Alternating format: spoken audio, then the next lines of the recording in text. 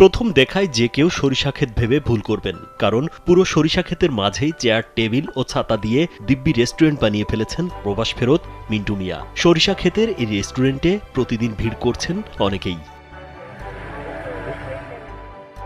রেস্টুরেন্টে খেতে আসারা জানান, হলুদের প্রাকৃতিক সৌন্দর্য আর সাথে কফি পাওয়া যাচ্ছে একই সাথে।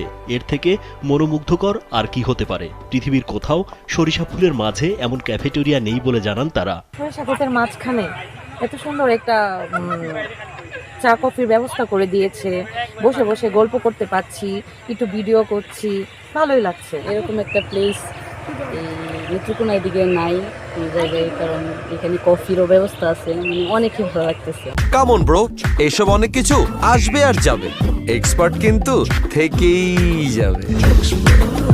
এই যে লাউ ডাগালো তায়ার নদীর দেশে, যাব আমি যাব রে মন আমার কাছে।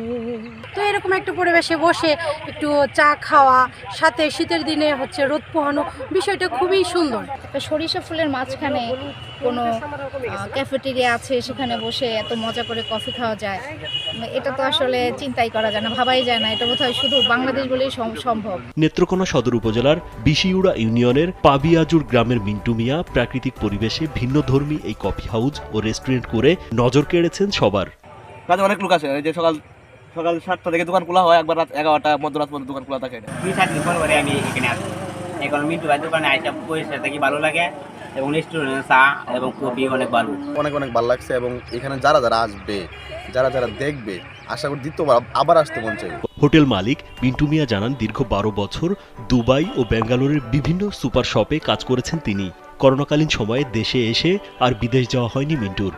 এরপর থেকেই বাড়ির পাশে মুদি দোকানের ব্যবসা করে আসছেন। মাসখানেক আগে হঠাৎ চিন্তা করেন নেত্রকোনা ঈশ্বরগঞ্জ মহাসড়কের পাশে তার সরিষা ক্ষেতে রেস্টুরেন্ট করার। যেমন ভাবনা তেমনই কাজ।